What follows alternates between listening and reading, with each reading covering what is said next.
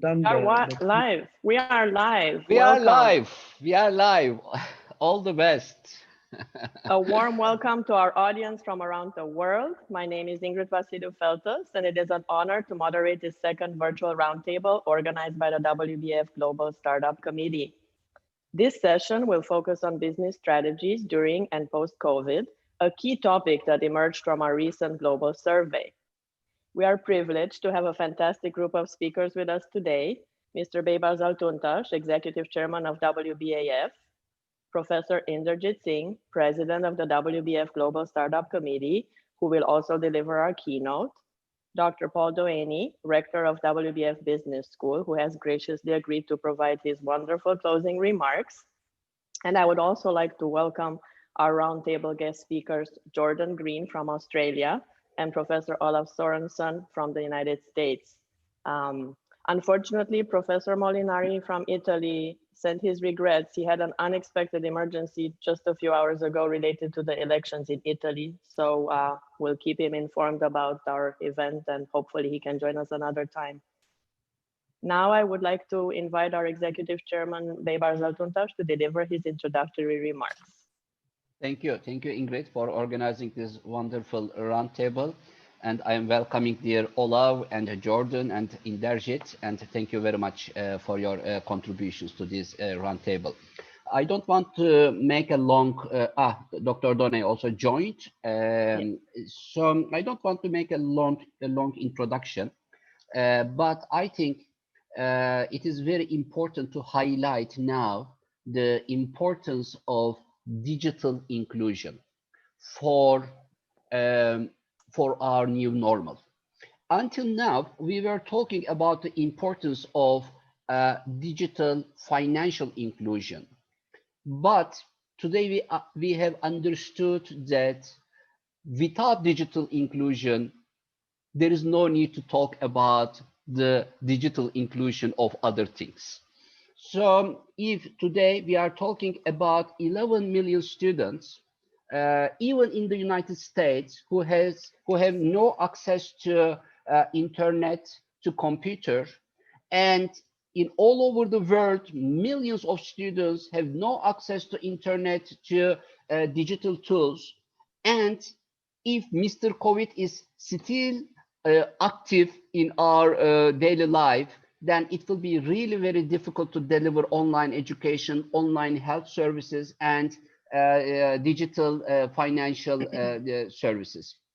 So WBAF has three missions: promoting gender equality, easing access to finance for entrepreneurs, startups, and scale-ups, and increasing financial inclusion globally.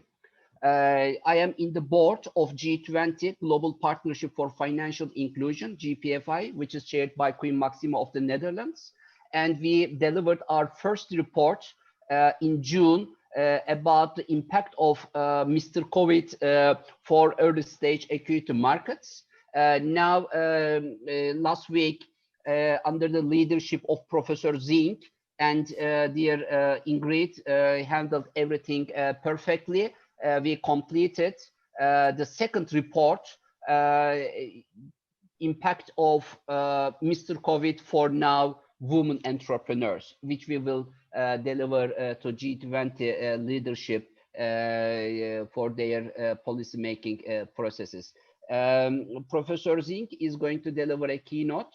Thank you very much, dear Inderjit from Nanyang University, and our board member at WBAF, and also the startup committee president. But he is not a teacher in real life, as a matter of fact. He is one of the few founders in the world who established a unicorn many years ago. And he has been a Singaporean parliament member for 20 years, responsible for innovation strategies of the government of Singapore. And we have a great speaker from the States, Olav Sorenson. Thank you very much, Olav, for joining us today. You have a great biography. I think you will also present it a few minutes later. Our High Commissioner to Australia, Jordan Green, He was also awarded as the best angel investor of Australia yeah, some years ago. Jordan, very pleased to have you in this roundtable. And dear Dr. Doany. Dr. Doany is the rector of the WBA Business School, but he is not an faculty man in real life. He was the CEO of Turk Telecom, one of the biggest companies of Turkey. For many years until December, he was the CEO of that company, and he is very well known in Turkey as the person who brought corporate venture capital concept in real sense to Turkish capital markets. So thank you very much, Ingrid, for your efforts, and I am leaving the floor to you. Welcome again. Thank you. Well, while Professor Inderjit is preparing his presentation, I just want to take a brief moment to thank you and the whole leadership for the wonderful support over these last few months. We're grateful, and Professor Singh, the virtual floor is yours. You're on mute. Okay, thank you, Ingrid, for organizing this. You have done a great job in doing the past seminar and this one. Thank you. Very good morning, evening, or afternoon to those, depending on which region you are in. I want to welcome Olav and Jordan. Thank you so much for agreeing to be our panelists. And Baybars, who's chairman of WBAF, and Paul Doany, who's WBAF Rector for the Business School. Thank you, everyone, for joining today. I want to give a bit of background, and I won't spend a lot of time because I think we are here to listen to our expert, Olav and Jordan, on this webinar, pivoting or realigning business strategies during and post COVID-19. While we are struggling right now, we should be looking at about how we should be ready to handle the post-COVID world, the new normal that's going to appear. And I will not show a lot of statistics, but whatever we have seen from around the world looks unprecedented. Maybe something comparable to what happened during the Great Depression of 1929. The rate at which the economies around the world had declined, and the rate at which countries, economies, companies, and even individuals are being disrupted is unprecedented. And so what the startup committee of the WBAF did very early on, few months ago, was to quickly reach out to the startup community to have a feel of the kind of issues that they are facing. So that, as a community, the WBAF can do something to maybe at least help address some of this. And this is the first survey that we did. And I'll just share some results of what we got during that survey. As you can see, at that time, this was in May 2020 when we completed the survey, 82% expected their funds would last less than 6 months without any additional funding, and 30% expected more than 3 months. Now that is really a very tough situation. 82% not lasting more than 6 months.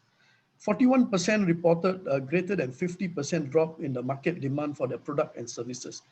And again, some industries saw a lot more.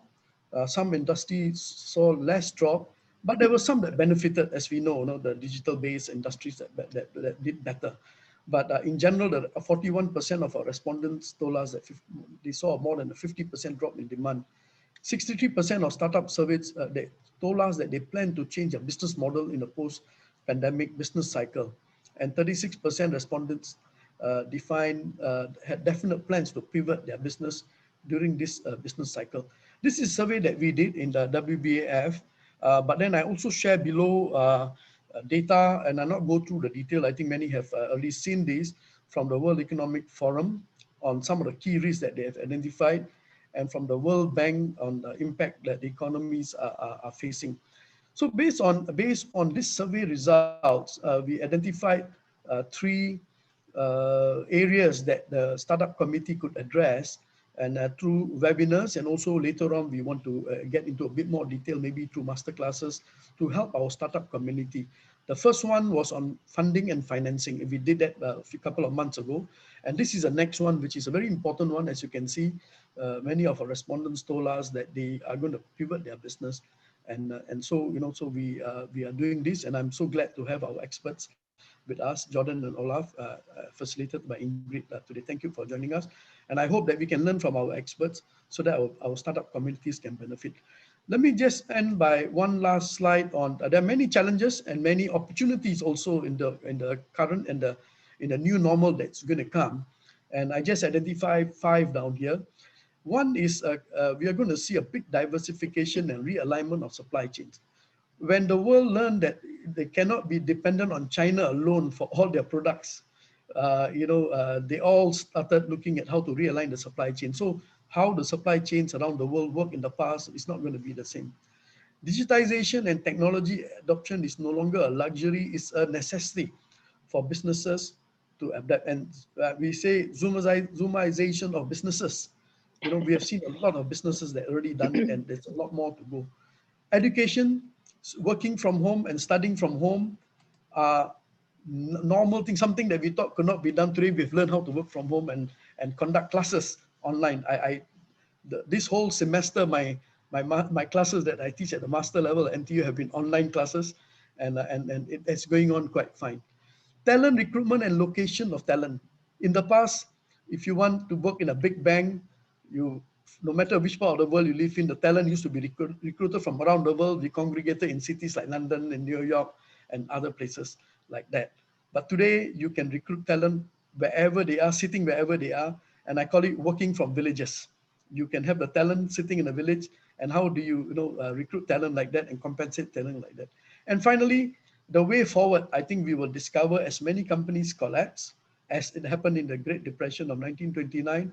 We will see similar collapse of companies, but we will see some of them pivoting and realigning their business model. We also will see many more opportunities and many more new startups. So it really bodes well for economies, for countries, for governments to focus on the startup economy to fire their economies as the new normal comes about.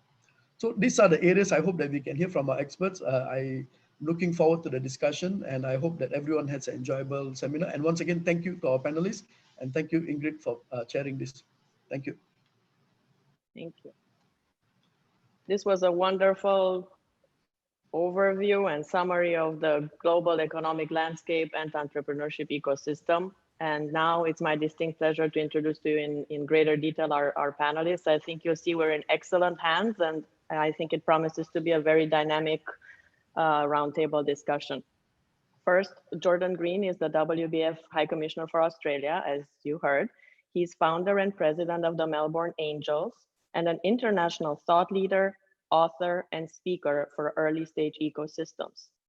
Jordan also serves as an advisor to governments developing angel ecosystems, and he's founder and chairman emeritus of the Australian Association of Angel Investors, co-founder and chair of the Asian Business Angel Investment Forum, trustee of the Angel Resource Institute, honorary fellow at the University of Melbourne, and Victorian chairman of the Piercy Foundation. He lectures at universities on a variety of topics related to startups, investment, career development, and international business. He has degrees in engineering and business with tertiary qualifications in innovation, product design, strategic marketing, and corporate governance. He's a founder, executive, engineer, and investor who for the past 40 years has helped start, build, and grow technology-based ventures globally. Thank you for joining us, and we're looking forward to hearing your insights. Then also, Professor Olav Sorenson is currently the Joseph Jacobs Chair in Entrepreneurial Studies, Faculty Research Director of the Price Center for Entrepreneurship and Innovation, Professor of Strategy at the University of California, Los Angeles. He's also the recipient of the 2018 Global Award for Entrepreneurship Research. Prior to this current appointment, Professor Sorenson held the Frederick Frank 54 and Mary C. Tanner Professorship at Yale, the Jeffrey S. Skoll Chair in Technical Innovation and Entrepreneurship at the University of Toronto, and the Professorship in Strategic and International Management at the London Business School. He is a Harvard and Stanford alumni, has held numerous editorial positions, published 90 scientific papers, and delivered nearly 400 scientific presentations. His primary stream of research pertains to economic geography, focusing on how entrepreneurship influences the growth and competitiveness of regions within countries. He has also served on the faculty or held visiting appointments at numerous universities worldwide. So I welcome both of you. I think we're now ready to dive into our panel discussion.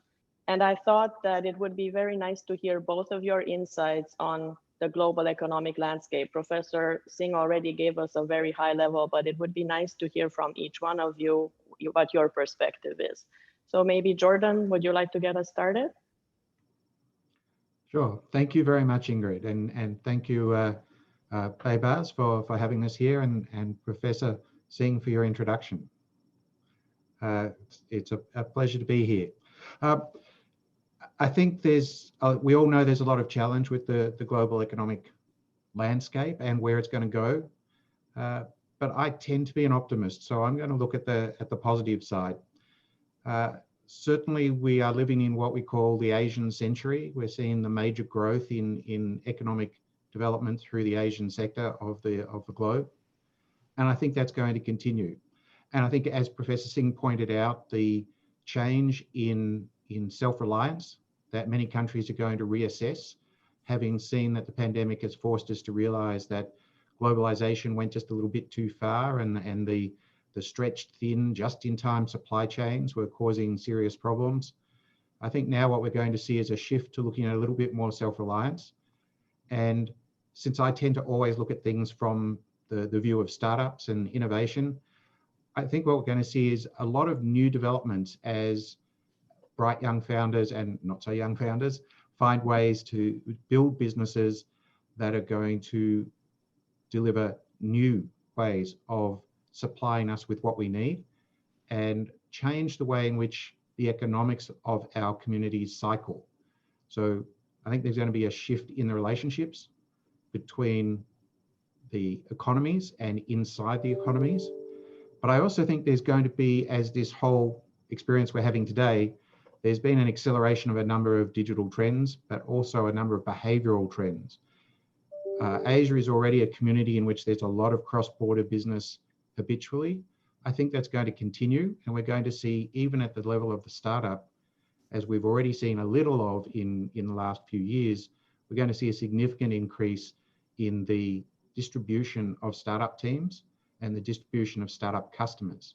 So it'll no longer be about, let me just build this company and get it right in the country where I am, and then I'll take it to the world.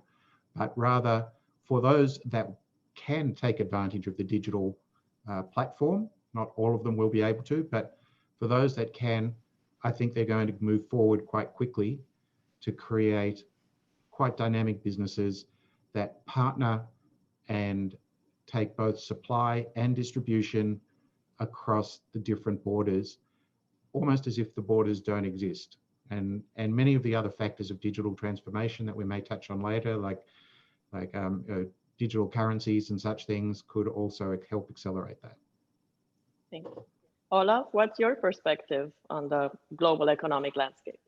Sure. Well, first of all, let me thank you, Ingrid and Baybars, for inviting me to this. I think it's going to be an interesting conversation. And Inderjit, thank you for the opening remarks. I think those are some interesting statistics for sort of framing the discussion.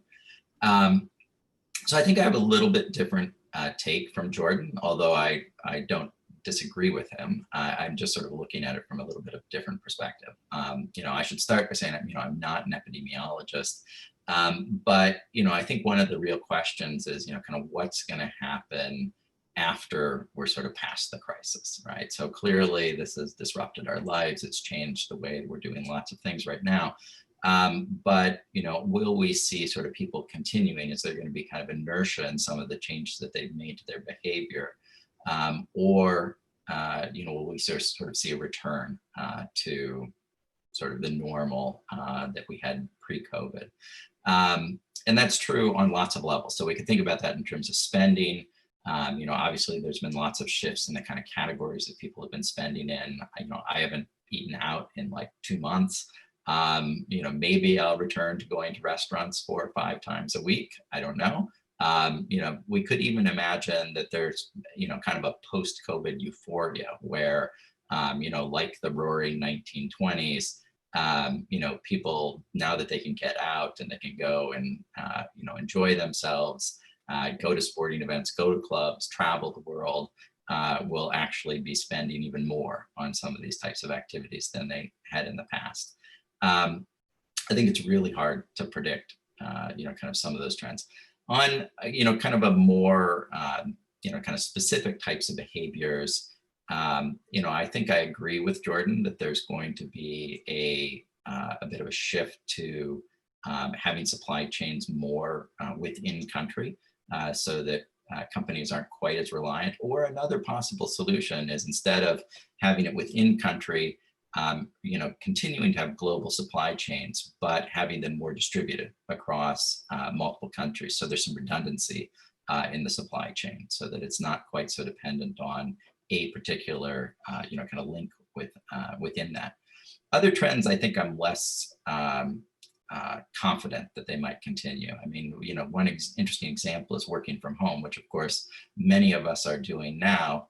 And there's been a huge uptick in the demand for working from home. I mean, after almost a decade of seeing roughly single-digit demand for working from home in job ads. So I was looking at a recent sort of white paper that was being written by some economists using data from Glassdoor. So they have data on tens of millions of job listings per year. And they've actually analyzed them now for how many of them are looking for people to work from home. That was pretty stable at, between kind of 5 to 8% from 2010 until March. And then it spiked to over 25%. Not surprising in a sense. I think the real question is what happens after COVID. And my guess is that we're actually going to see something that's more like a return to what we saw as the pre-COVID levels. I think there's advantages to, co-location, being in the same place, that are just hard to replicate online. And so I think that's, kind of some of the big open question is, which of these behavioral shifts will, maybe actually accelerate an existing trend, and which one are more like temporary shocks that, will return to the normal. Thank you. From a pure economic recovery, in terms of time frame, we've seen a lot of consulting firms and many other organizations put out various time frames and various different shapes, W shape, V shape, U shape of economic recovery. What is your perspective in terms of time frame? And maybe you can qualify it a little bit based on industries, if you think there are differences among industries. Definitely in our surveys, we could see massive variation. Some industries have seen an uptick and are doing better than ever, and others, of course, have been severely hit. So maybe Jordan, let's start with you on this perspective, if you can share your thoughts. So I think well, as you said, as the survey indicated, it's going to be quite varied, and it's going to be varied across industries, and it's going to be varied for countries. Again, from the point of view of startups, a period of economic downturn is actually a great opportunity. It's a great time to be investing in startups, and a great time to be starting them, because a startup usually takes 2 or 3 years to sort of hit its stride and meet the market. And so being in an economic downturn is a good thing, because that way, when the company is starting to meet the market is actually on the rise. So when you have the economic return, it's a good thing for the company to be matching that and riding the wave. If you wait until the crest of the wave to start a new business, then it's a big challenge to get it all executed and successful before the business cycle turns again. So from the startup point of view, I think there's some reason to be optimistic, but of course it depends in which segment and in which part of the world. I think Olav's very right about the multiple sourcing, and again, I think that's an opportunity for every country to see that it's not just about, we can't bring everything in country. No country in the world could be totally self-reliant. So we've already built too much of a global village, and that's not a bad thing, but we do need to adapt. We need to build greater resilience. So I think the recovery will come very much led by knowledge-based businesses because they can move very quickly, because they can deliver value very quickly. I think the manufacturing sectors, it will depend. It'll depend where in the world you are and what the manufacturing base is that you have. I do think that in some places, so here in Australia, I know that we've got some very promising signs for niche advanced manufacturing. So it's something that we do quite well. We're not going to compete with China or Germany or the United States on mass manufacturing. That's not something that we're going to be doing. But there are some things that we do better than anywhere. We have some additive manufacturing, 3D sintering of metal parts that's leading the world for specialist applications.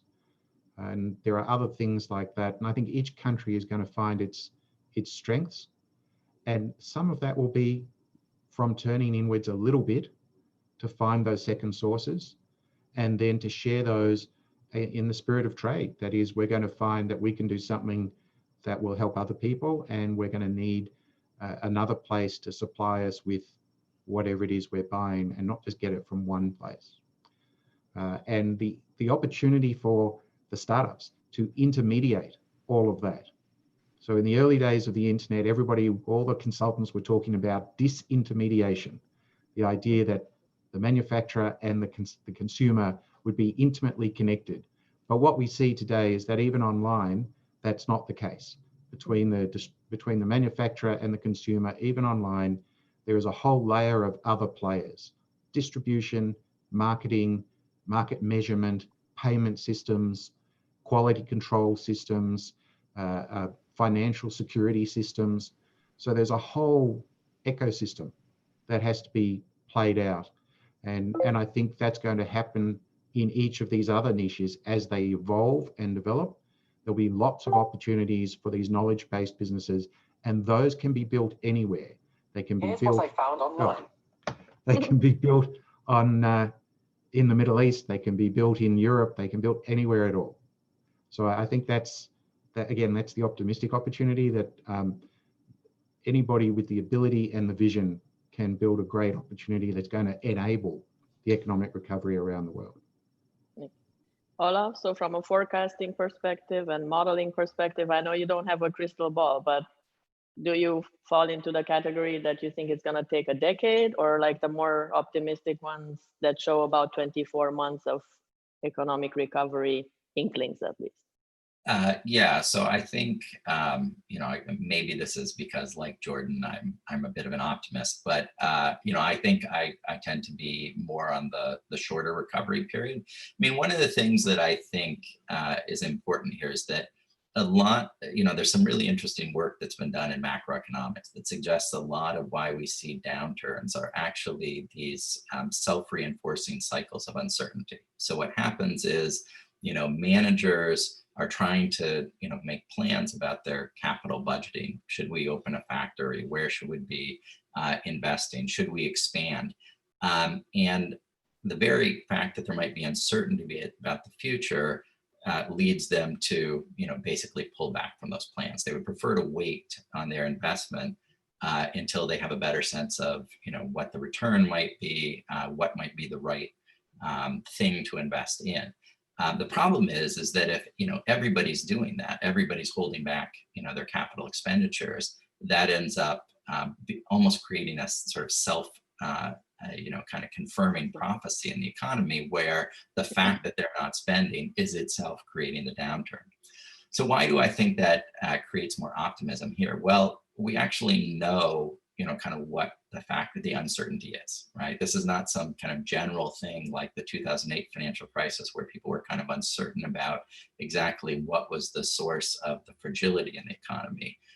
Here, we know it's this virus, right? And so once we actually, have either a vaccine or a sufficiently, effective sort of cure for people who have contracted the virus, then managers can go forward. They know that there's going to be a projected end date to this, and they can start making those investment decisions. And so because of that, I actually think that, kind of once we have a timeline, the recovery could be quite rapid.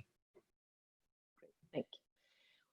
Another topic I was hoping you can address for our audience is if there are any business models that are more suitable for SMEs, startups, scale-ups. We keep getting that question, so I think it would be nice to hear from both of you what your perspectives are. Is there a difference? And if so, what do you think it should be? Jordan, I know you have some very strong opinions on this one. Well, I mean, first of all, I think the base business model for a high growth company has always been to be very agile. So it's about finding a path forward that is going to deliver value to the customers. And it's going to do that by creating sustainable value. So it's not just about doing short, quick transactions of whatever it is you're selling, but you have to create value that proceeds through the whole of the supply chain. So again, I focus less on retail consumer stuff and more on business to business type development. And I think that when you look at that, there's a real need to shape the new business models. If they are new, then you have to ask, why are they new? I mean, at the core, the business model is the same. Have something of value, bring it to the people who want it, and exchange what you have to offer for the value they can give you. But if we're going to do this in a distributed way, then we're going to have to measure it in a different way. And we have to be able to change what we're doing to support a wider range of jurisdictions. So we can't necessarily build our business models around regulatory barriers, which is something that has been quite common in the past. There will be certain sectors like life sciences where the regulatory pathway will still be the controlling issue, because we have to be certain that our health is taken care of. But there will be many other things where the regulatory barriers have been somewhat arbitrary, one country to another. And I think there'll be a lot of harmonization that has to happen to enable our economies to better interact. And I think the innovative companies are the ones who can really break through for us in doing that, because they can show us what's possible. And then instead of having knee-jerk policy from our lawmakers and our regulators, we can actually experiment. We can say, well, let's not punish them for doing something that isn't quite compliant. Let's see how it plays out. And then perhaps we can build a new set of policies that enables things without necessarily creating a problem and without being unfair. So I think that's one aspect. And then at the risk of jumping to one of the other questions, something I think is important to understand is the nature of these businesses and the context. In the last century, we had a situation where it was not uncommon, sort of post-Second World War, to think that there was a job out there for everybody. There were more jobs than people. But in this century, it's quite the reverse. There are far more people than jobs. And that's not going to change. That's not because of the pandemic. It was like that before. It's just going to be worse now. And when we look at that sort of world, we have to get much more creative about how people work. So we know one of the things that's going to change in business models is there'll be fewer full-time workers and more part-time workers working across a number of different engagements. Now, it depends, of course, who you are. If I agree with Olav, for instance, that working from home is going to be good for some people, but a lot of things you need to get back to working together. The research strongly supports the idea that the best innovation happens from people being in close proximity to each other. Some of that can be done virtually, but a lot of it, you need to be in the same room with people for a period of time. So I think we're going to see the shift. We're going to see a lot of mechanical development being done by remote workers across distributed workforces with potentially limited engagement, both in terms of their full-time or part-time role, as well as their physical proximity. But I think we're also going to see some very creative ways of bringing workforces together around the intensity that's required for radical innovation and how that gets moved forward and delivered into the marketplace. Okay. So Olav, do you have a perspective, given that you focus a lot on the consumer side? So maybe you share your thoughts on that too. Well, I don't know if I actually focus a lot on the consumer side, though I have in my comments. Most of my research is actually on investors around manufacturing. But yeah, I mean, I think, I agree with Jordan that, in fact, I would say that, kind of bringing new value, kind of to the market, particularly to a kind of a large, that has spillovers beyond the stage of the value chain that the business is working in, is always a recipe for success for, startups, or for that matter, for incumbents as well, if they can, innovate in ways that are creating new value. I guess what I would think about is, are there strategies that I think might specifically sort of during this time be particularly effective? And the one that I think we might see a lot of, kind of as we come out of the pandemic, is essentially roll-up strategies. There's a lot of industries that are quite fragmented.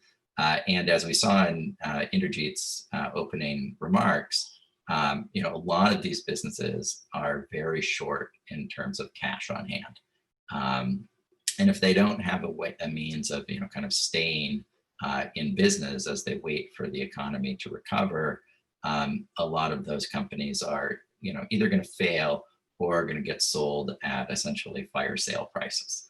And so I think that, one of the sort of opportunities, unfortunately, in a sense, that's out there, is that, companies that have deeper pockets in terms of financial resources have the ability to go in and consolidate some of these markets, especially where there are some real economies of scale to be had from consolidating them. So I think that's, that's one thing that's specific. I mean, this last thing I'll also pick up a little bit. I mean, I think Jordan's right about this kind of longer term trend, and let's say that, I guess I would think about it slightly differently in terms of not having enough jobs for people, because I sort of think about it as, the job itself is something that is kind of socially and legally constructed. Even the fact, sort of what we consider full-time has changed dramatically over the last, kind of century. We used to think somebody working full-time was working 60+ hours a week. Now, some countries, France, I think defines it as something like 35 hours. I noticed one of the major German unions is now pushing for the 4-day work week. So one, clear, kind of partial resolution to that can be a shifting in, the proportion of time that, kind of people are spending in a job, or what we consider, kind of full-time work. The difficulty is some jobs are not easy to measure in terms of hours. And I think that that difference is part of what's contributing to rising inequality around the world right now. So there's, these are kind of big macro issues that are interesting, maybe starting to veer a little too far from our conversation today, though. No, that's great. Thank you. And then one of the other questions, as our webinar title already alludes to, everybody wants to know, should we pivot? If we pivot, how should we pivot? When? And maybe you can both share your thoughts on that. During our last webinar, actually, we also discussed that sometimes doing nothing is better than having a knee-jerk reaction. In our Dr. Doany emphasized that too. So if you can address those, if, when, and how. Jordan? Well, I'd certainly agree with the observation about not necessarily that, doing nothing is an option, but whatever you're going to do should be done based on an informed view. Just doing something because you feel the need to do something is just as likely to break your business as it is to make your business. So the important thing is to decide what are the key drivers for your business. And if you do have to change, what are you going to change to, and why is that better? So it's about doing the hard work of understanding. It's very popular these days in the startup world to say nobody needs a business plan. But the thing about a business plan isn't the plan, it's the planning. It's all the thinking that you go through. Should we do this? Should we go there? Should we go down that pathway? And even though you may decide, no, we're not going to go down that pathway, and you decide to do something else, the situation we're in today means that that pathway may now represent itself, and at least you've thought about it, you've identified it, you've considered what the characteristics of it might be. And if you've started to do that, then it's going to be easier to evaluate, is that a useful pathway? And if you've done some of that, even a new pathway you hadn't thought of, you've got the tools. But if all you've done is put together a business plan that consists of a lot of hope and prayer and an 8-page deck you copied out of Silicon Valley, then the chances are you're not well prepared to manage the business. So I think you really have to think, where will I go? What can I do with my business? Is it a short-term cash flow issue? Is it just a matter of that if I change one thing, I can get a bit of money in the door, but my long-term plan stays the same? Or do I need to change my long-term plan? Has the world changed in a way that my original proposition isn't going to work? Now, for startups, that's always been the case, that whatever your plan is, it almost never survives its encounter with the real world. So that's why you shouldn't spend all your time planning. You have to actually get out there and start doing. So it's an iterative process, even in the best of times. And I would encourage people to look at this as, yes, there's a lot of pressure, but it's also a period of opportunity. None of us actually knows. Like you said, we don't know when the world will return to some semblance of what we consider normal. We don't know what normal will look like. We don't know how the supply chain systems will play out. We don't know what the shift in the technology base will be. We know that the big technology companies have thrived in this environment. And we know that some of the more obvious things like travel, hospitality, quite a lot of manufacturing, surprisingly, has suffered. Maybe in some countries that means there's going to be less of an appetite for what are considered luxury goods for the time being, while people refocus on a different set of values. I don't know what the answers are. I know that these are all opportunities, and that when a company reconsiders when it should pivot, if it should pivot, and how it should pivot, that whole realignment should be based on a new thesis about what the world looks like, not just because you're so desperate that what you're doing now doesn't seem to be working. Thank you. So Olav, what is your take? I know a lot of publications seem to come up with these top 10 ways to pivot, and people try to copy, like we heard.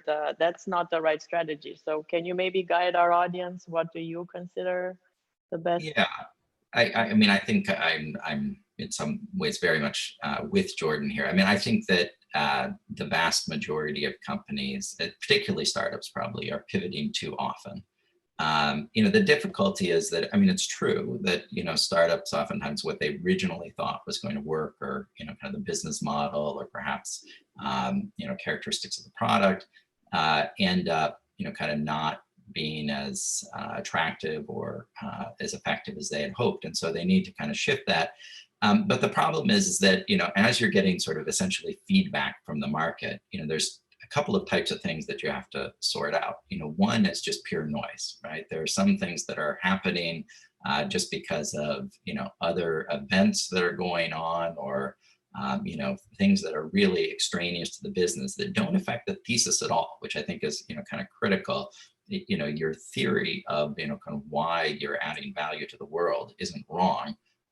But sometimes, things will happen and that you couldn't predict. And so in some sense, you're not getting a good test. What you're getting is noise rather than signal from the market.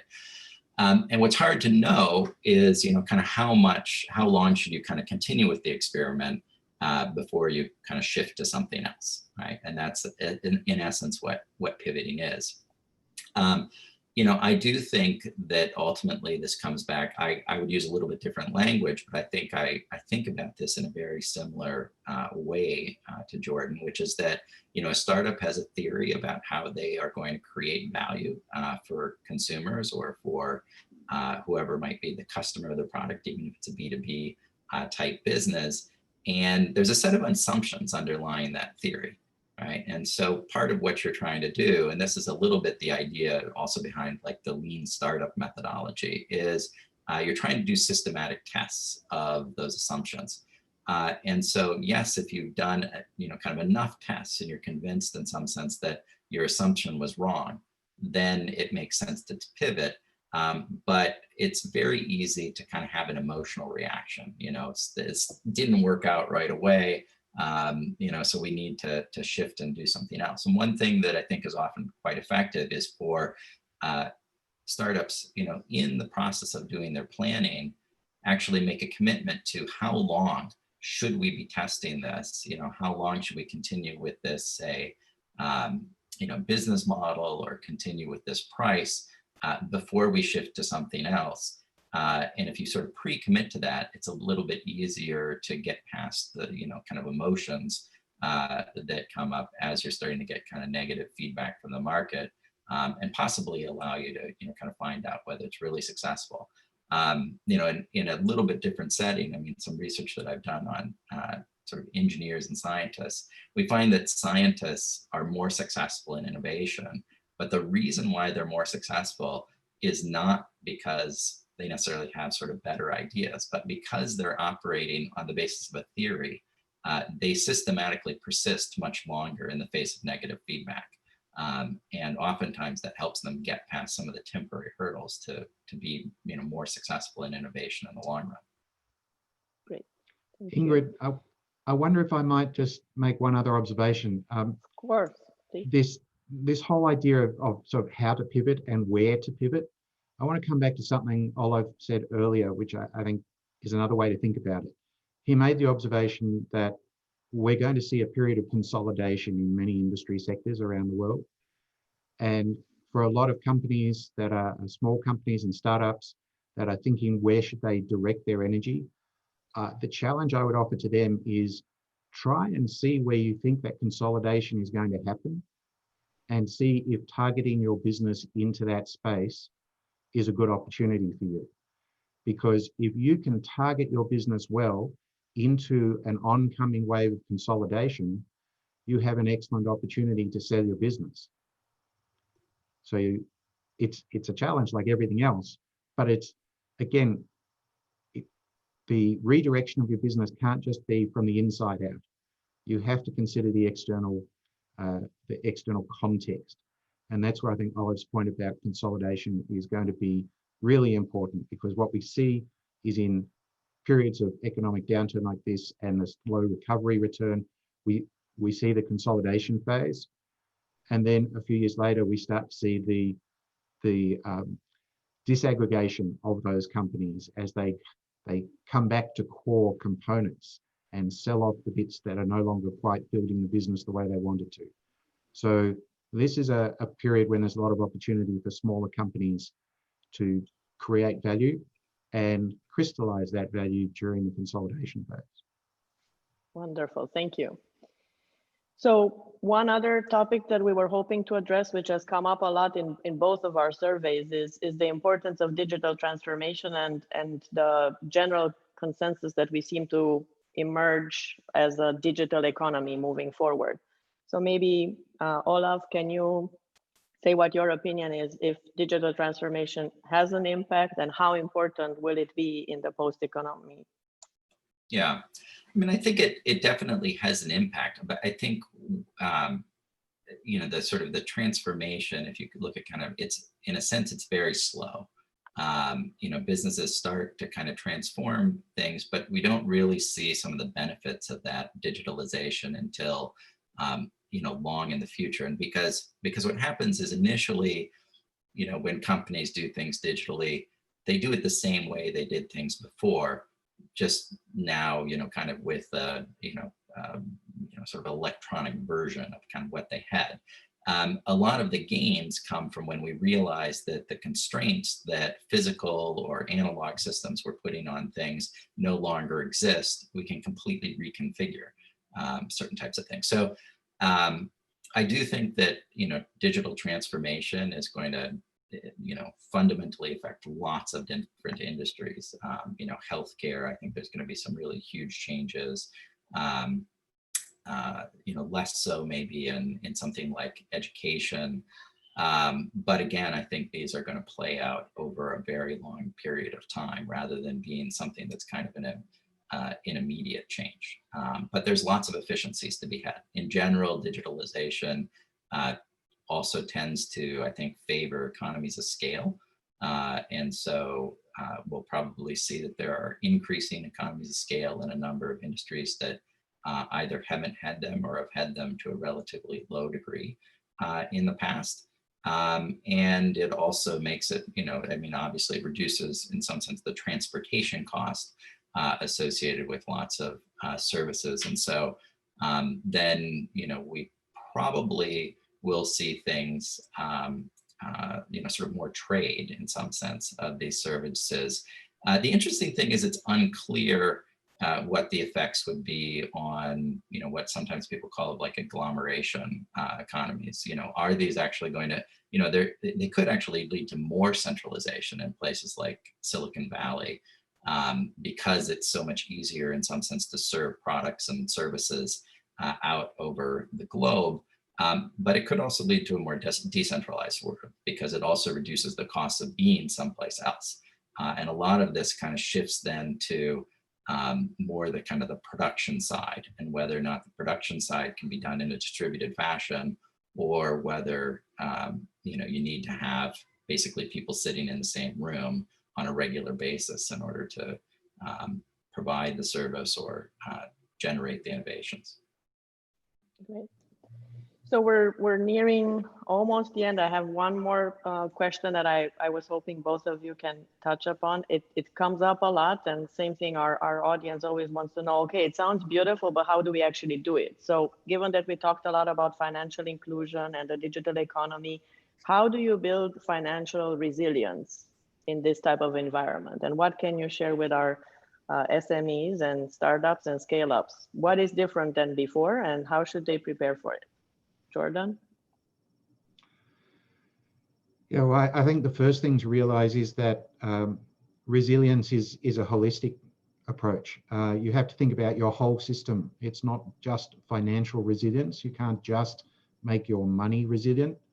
You have to make your whole business and ultimately your whole economy resilient.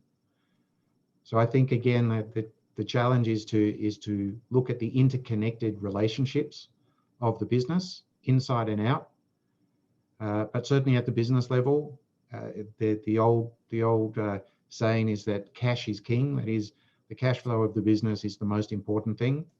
And if you can't find a way to manage your cash flow through to a positive environment for your business, then you have to consider whether or not you can attract investment to compensate, or if you have to not run your business, which is always a difficult decision. But certainly just in this case, doing nothing probably isn't an option, because it just leads to an inevitable deer in the headlights moment, right? It just leads to the point where you've done nothing, you haven't adapted, you haven't tried to adapt. So what you thought was going to happen probably will happen. And even if the world does change around you, you may not notice because you've been doing nothing. So you have to engage with the environment. I think the other thing about looking for that resilience issue is looking to both ends of your business, looking out to the supply chain, looking out to the distribution chain, and understanding what's going on with them. Because you may be able to restructure the balance, the value chain in your business, and extract value, or at least extract financial resilience from the other parts of your value chain, and exchange what you're doing with what they're doing, which could help them as well. So again, it's about looking a little bit more creatively, not just inside, but to the collection. Great, thank you. Olav? Yeah, so resilience is interesting. I mean, I think fundamentally resilience usually comes from diversity. In ecology, there's kind of an interesting concept known as requisite variety. And basically the idea is there's sufficient variety in the species in an ecosystem to survive various types of changes in ecosystems that you're thinking about climates. But I think with businesses and economies, we're dealing with something that's very similar, right? So regions, countries that have more diverse economies tend to be, I think, more resilient, to economic downturns, because, one part of the economy might be getting hit, but another part can pick that up and, provide a source of employment for some of the people that, maybe are laid off from the parts getting hit. And I think Jordan is pointing to the same type of issue happening within firms, which is that, firms that either have a diverse set of businesses or operate across stages of the value chain, oftentimes can shift employees, shift resources across parts of the business, again, to kind of remain resilient in the face of in this case, kind of an environmental shock. So I think, ultimately, resilience is about diversity, and that's, sort of the way that both policymakers and managers should generally think about it. Thank you so much, both of you. I think I speak for our audience that this was a highly informative and insightful roundtable discussion. In a minute, I'll ask Dr. Doany to provide his closing remarks, but I also wanted to encourage our audience to submit questions through the chat. I see it's very active, but if you submit questions, I'll make sure to collate them during the closing remarks, and then we can have a Q&A session right after. So we're very lucky to have Dr. Paul Doany to share his thoughts and provide some closing remarks on these topics we discussed today on pivoting or realigning business strategies. The floor is yours. Thanks, Ingrid, and thanks to all the participants. Actually, I see that we have a very big number here, around 69. And this is a very important subject. I think Jordan and Olav have covered a very difficult range of topics, which is very difficult to discuss them in general. But perhaps as you now start to get some Q&A, what could be helpful is to perhaps give your final inputs in relation to, let us say, an established business that is facing perhaps a survivable event, which is an obvious transition or a transient effect, or someone that is facing an existential threat. So you're established, but you're facing some level of existential threat, and you've covered the obvious sectors that should perhaps reconsider their entire business. That doesn't mean that they will need to shut down, but they certainly can't afford to do nothing. So they need obviously to do something like hospitality, etc. So you can actually, that would be quite helpful to look at. And on the other end of the spectrum, that if you are a new entrant, or you are a startup or a young company, and again, the same question. So you are a young new entrant into a market, and all of a sudden you face this transient. You could be, of course, in an activity that will not get affected by it, or you could be in an activity that says, I need to reconsider the entirety of my startup, because this actually would help, I think, the audience benefit from your experience, and in addition, obviously, to the whole host of research. And in relation to the countries, it could also take into account that governments are having to step up to this challenge. This is a major challenge, and much more additional debt is having to be taken over. Like public debt to GDP is going up, GDP is shrinking, and again, that's aggravating those levels. And if perhaps one issue that you could help us also understand is actually, where will the money go? I mean, the people who are looking to invest and get a return, perhaps the future will mean that people who enter into a safer private equity type, established 3-year track record, etc., should now be more comfortable taking more venture type risk. I don't mean necessarily a startup, but actually getting into the higher risk level. And this is my contribution to help you make your closing remarks. Thank you very much. Olav, why don't we start with you this time? Sure. So I think it's interesting to think about kind of how this changes the investing space. I think for angels and venture capitalists. I mean, it's should they be willing to take on more risk? Probably. I mean, the research is pretty clear these days that especially in developed financial markets, most of the sort of alpha has been taken out of the private equity side. And to the extent that there's still, sort of excess returns in the private equity space, it's mostly as you get closer and closer to the venture side of that space. And so, even just from a kind of investor's point of view, I think that probably makes sense.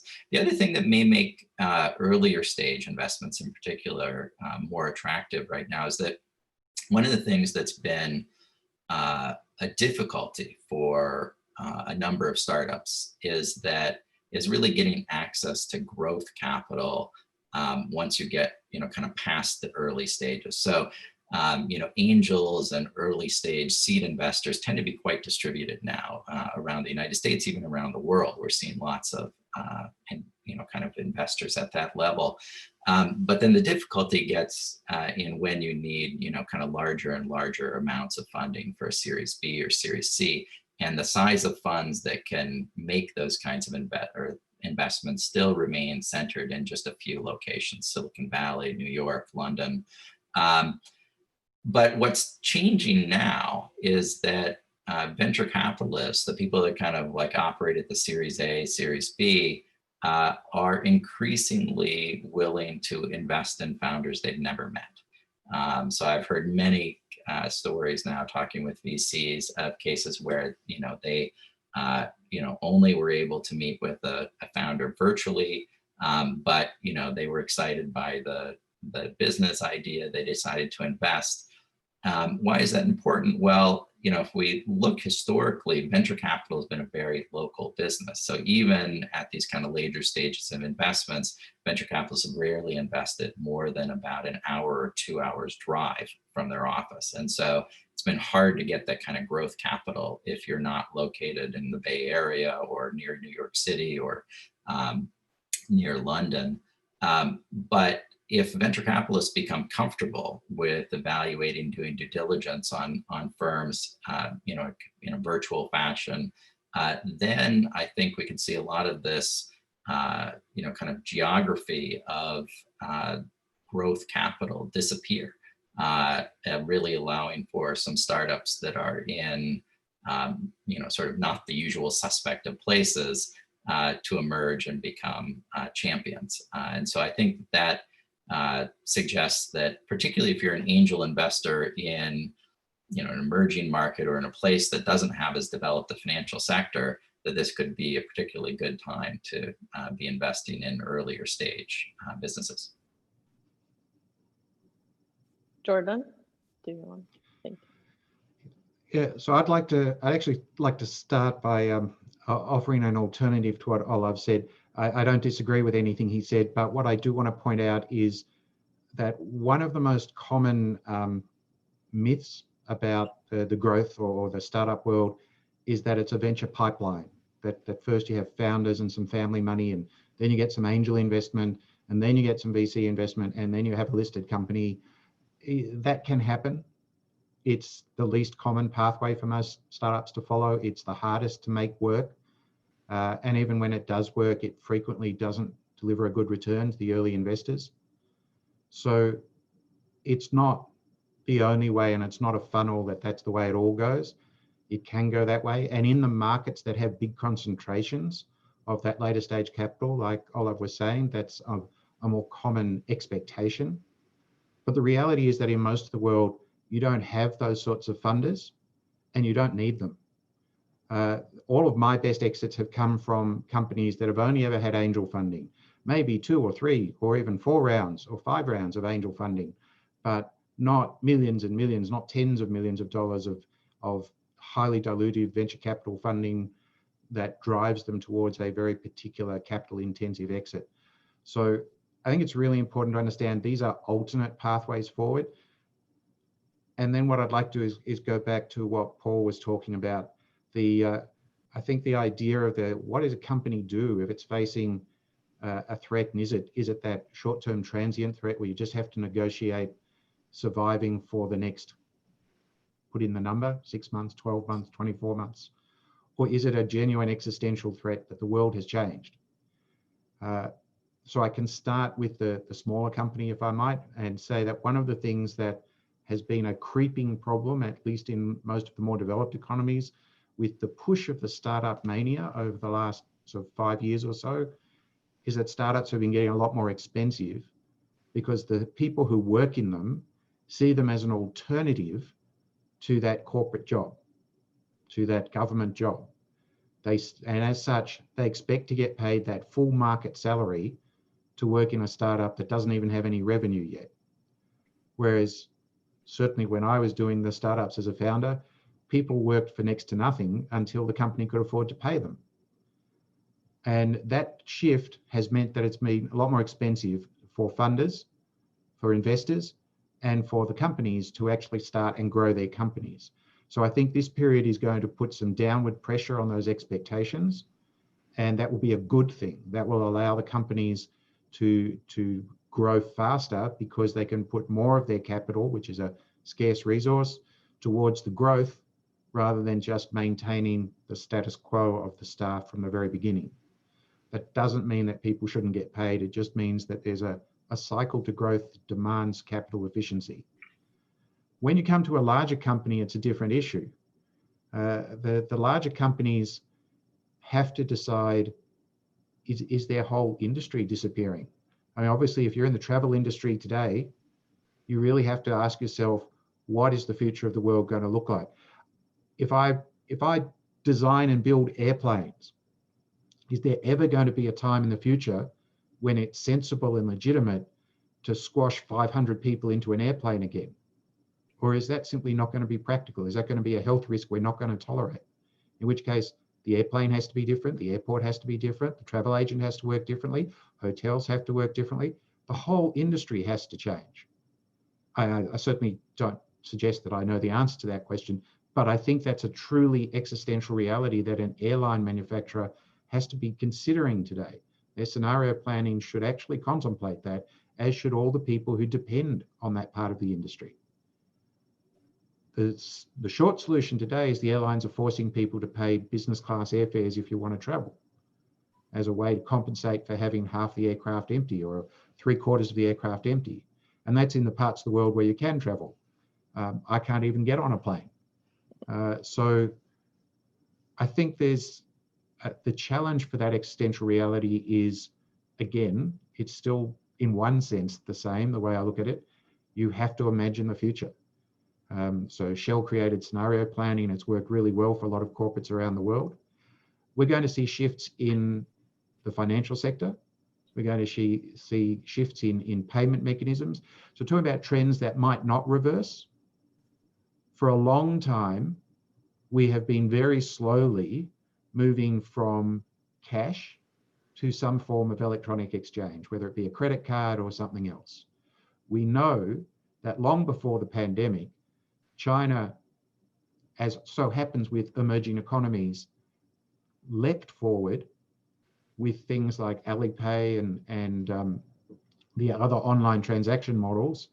And they've got to the point where certainly amongst their young people, but broadly against their whole population, there's very little cash transaction going on in China, long before the pandemic came along. Since the pandemic came along, we see that same thing all around the world. We see stores refuse to accept cash because they don't want to handle it. It's not safe. So everybody is starting to take credit cards. More people are, now we can transact with our telephones in various ways, whether it's a credit card on the telephone or it's an actual transaction model. But what does it mean in a world where we don't have cash anymore? What does it mean in a world, so in America, lots of people still use checks. I haven't owned a checkbook for nearly 2 decades. We haven't even used checks as a business tool in Australia for a long time. And yet I have friends in the United States who routinely used to pay for their groceries at the supermarket with a check. That's not going to be happening now, and it's not going to be happening in the future. I don't think that one will go backwards. But that paints that issue that Paul was raising of what is the existential threat? Well, the existential threat is that the world has changed. So how has it changed? And what does my organization do that is at its core valuable to the community? And if what I do at its core that's valuable to the community is not going to be doable, then I've got a big problem and I have to think of something else. Or I have to reimagine, and this is the more challenging one, rather than just throwing your hands up and giving up. I have to reimagine how my value can still find its way into the community. And there's a lot that most companies have never bothered to look at because it didn't seem good. It seemed too narrow margin. They had to make an investment in it. But one of the biggest issues, and this is where they all come together, the small companies and the big companies, one of the biggest issues that the whole startup phenomenon has shown us is that small companies that can take a risk and move quickly are far more successful at proving which radical innovations work. Big companies that have resources, capacity, market access, customer base are far better at exploiting that innovation into a widespread benefit for the community. So I think the partnership between big companies and small companies is actually going to have to get a lot stronger and a lot more fluid. More big companies will have to become customers of those startups to experiment with those models. And then more of them will have to get into the habit of acquiring those opportunities. And in some parts of the world, that's been a pretty normal expectation, but in a lot of the world, that model of corporate acquisition has not actually been all that big. I mean, the last time I looked at the statistics sometime last year, something in the order of 80 to 85% of all significant acquisitions of growth companies, of startup companies around the world was done by US corporates. Not in the US, but by US corporates. Because in the US, they have this very strong habit of acquisition. And it's worth remembering there's a risk profile there not dissimilar to the startup, because over 75% of all acquisitions completely fail to deliver any value to the acquirer. And that's not because it's a bad decision, it's because it's a risk. And you have to take that risk if you want to see the reward. So I think that nexus is going to evolve quite strongly around the issues that Paul has raised. Any other comments from our speakers before I see a few questions that we can also address, but I just wanted to offer the opportunity to comment. Great. So I see one question that ties into something all of you addressed at various times during your answers, which is COVID maybe a catalyst for innovation and creativity and preparing for future pandemics, or is it a cause of and a consequence of things that we did not do in time over the last decade? So Olav, you want to try Sure. first on this one? I mean, I think we're going to see a lot of innovation come out of this period. I mean, you know, one thing that there've been a number of kind of interesting pieces of research that have found that, you know, essentially when people have more time on their hands, they're more likely to come up with innovative ideas. You know, one that was kind of a interesting one showed that essentially all startups that were created by college students were done at times when they were on break, not when they were in classes.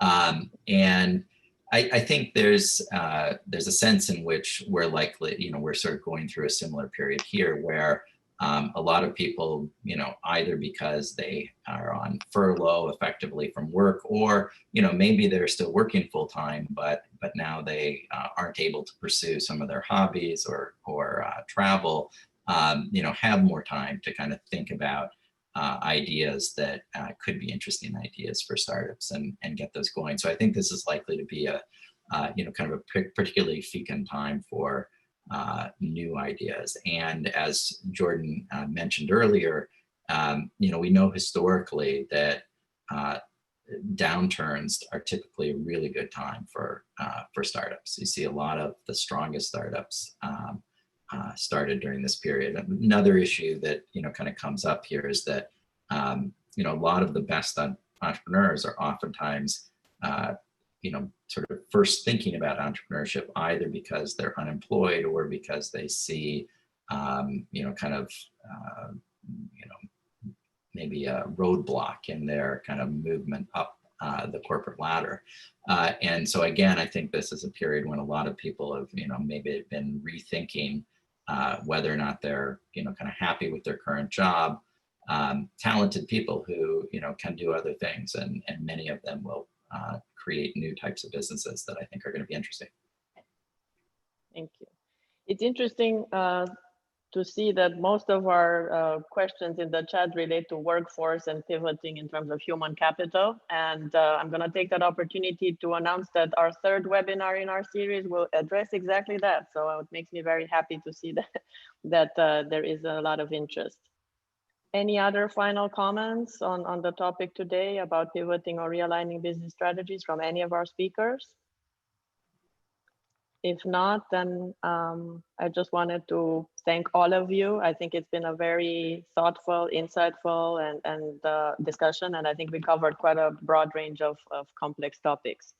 Thank you again for attending. This concludes our event for today, and stay tuned for announcements on the third webinar. Thank you. You're welcome. Thank you. Thank you, everyone. Good night. Thank you. Thank you very much.